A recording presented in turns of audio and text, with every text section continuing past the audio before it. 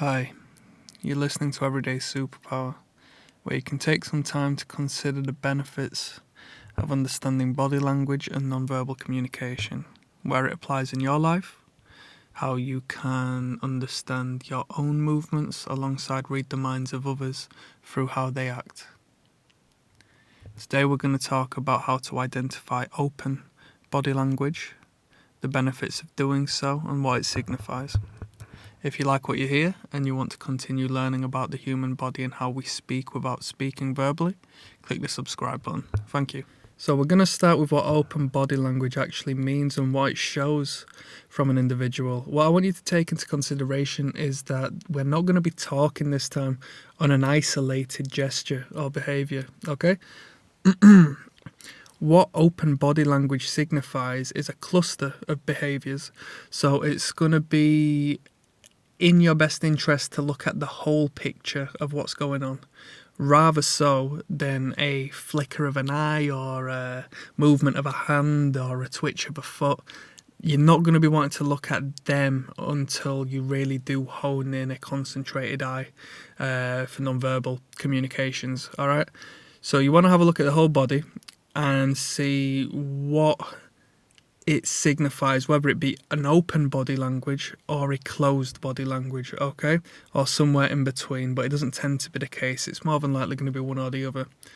So what the open body language will show to you is a receptiveness, an acceptance, comfort, and a bolder form of expression. So they're probably going to be a lot more mobile and energetic in their movements, okay? Which is definitely a good thing to communicate with people whom are displaying open body language is to your benefit, all right? You want to keep them in that position rather so than being closed off and defensive, which would be the counter opposite, and that's closed body language, which I will speak of in a later video. All right, just a little bit of information, a little bit of a twist, we'll say, is that to a lesser extent it can occur with an assertive state of mind or a territorial state of mind, okay? Because when you're territorial, as I explained in the man-spreading video, right? When you're territorial, you take up more space, okay? You take up more territory.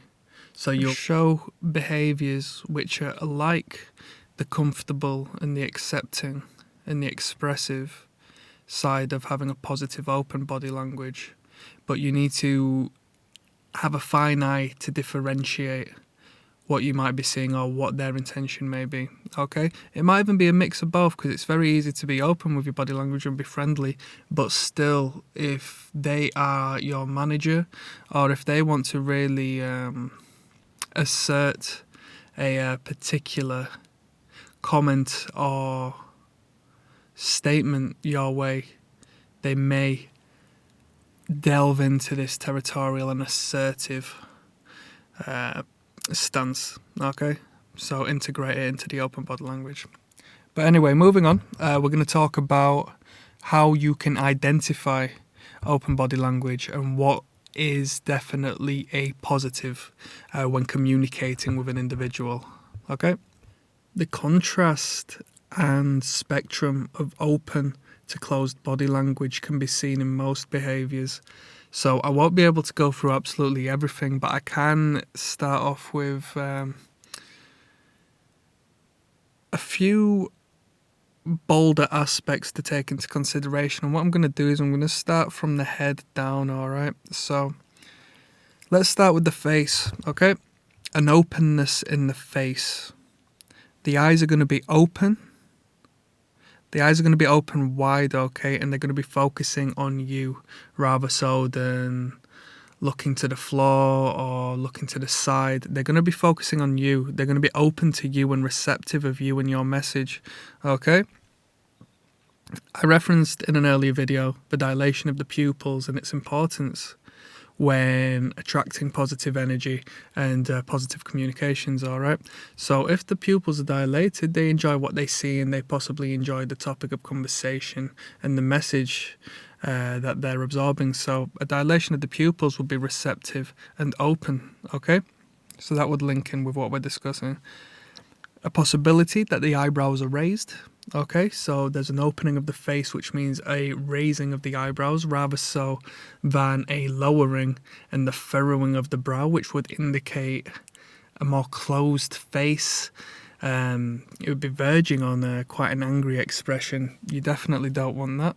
All right, moving downwards, the neck is open, exposed to you, which implies that there is no threat to this individual, as you don't showcase your vital areas to a potential threat. Okay, that's linked to our hardwiring, our primitive hardwiring. Our brain still needs to protect us and does so in an unconscious manner. So given that they are showing you their neck, just like the wrists and the torso, that indicates open body language. All right, so that's a very positive thing. It shows they're not scared of you. All right, so moving down, as I referenced, the torso area, which is the chest and the stomach, shelters our internal organs. Okay, and we need to keep them safe and sound.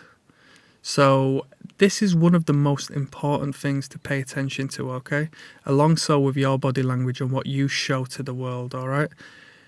If the torso and the chest are open, there's nothing obscuring them, there's nothing blocking them, okay? Such as a table or your arms, which tends to be the most common thing.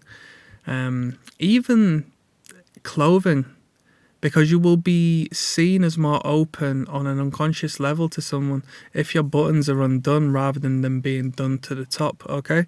So if the torso, or the trunk if you would like to call it that, is completely unobstructed,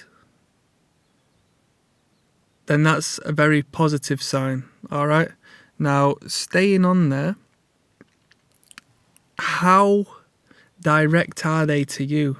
So the more direct they are to you, to a degree, comes a more open and positive sign of receptiveness and acceptance, okay? And especially comfort, because if they are showing you their internal organs, their brain has made up the idea that you are no threat to them, all right? Because as humans, as animals, we're not going to put ourselves in the potential of being hurt and harmed by another person. Okay, we've evolved to a point where we've done pretty well so far, so we're going to keep it that way. Now, I've spoken in a video regarding two men passing each other in the street and a bit of a struggle and anxiety and an alarm bell that goes off when that happens. So being direct can show attraction and intimacy when it comes to those whom are attracted, all right? But let's say it was two men, two naturally biologically territorial and aggressive beings. If they're not sexually attracted to each other, that intimacy and that directness can provoke an aggressive spark. So what you will see with men whom are close is they will be standing a little bit askew, all right? A little bit diagonally. They still will be bringing each other in, and the closer the better for the most part, as far as the angle they're at, okay? But regarding being completely opposite, it comes across as quite confrontational, and that's beyond a theory. To stand opposite someone is definitely confrontational, and it sparks a survival instinct which makes an individual feel very uncomfortable, okay? You might see it if two individuals want to just purely speak one-on-one and they're not allowing anybody else into that conversation. But first and foremost, especially in the workplace and so on and so forth, it should be avoided. But I'm sure it's avoided naturally, regardless. The arms will be moving freely. They won't be stiff. And they won't be obstructing the chest or the stomach or the neck or have any sort of unconscious need to cover oneself in a perfect, open body language situation, okay? So just to really re-clarify, because it is really the most important thing I would say when it comes to open versus closed, what you will identify is the hands, well, the arms crossed, okay? So the arms will be crossed over the chest, or the hands will be held over the genital areas. And I'll go into explaining that on a later video on closed body language. So the arms will be free, and what do we have at the end of the arms? We have the hands. All right, so the hands, hopefully the palms will be showing a little more freely. There won't be a dominant palms down facing position, but they may move through the motions. They'll be very animated. They'll be fine using their hands and attracting attention and speaking freely, even maybe illustrating when they talk with the hands. All right, so what you'll see, the opposite of discomfort is movement and attracting attention and being fluid and confident in oneself. Okay, they're not stiff and hiding away and being defensive. It's very positive. Moving down from the hands and the arms, we've got the legs. So just like the arms, the legs are free. They're not crossed. Well, they may even be crossed. Let's say the individual is sitting down.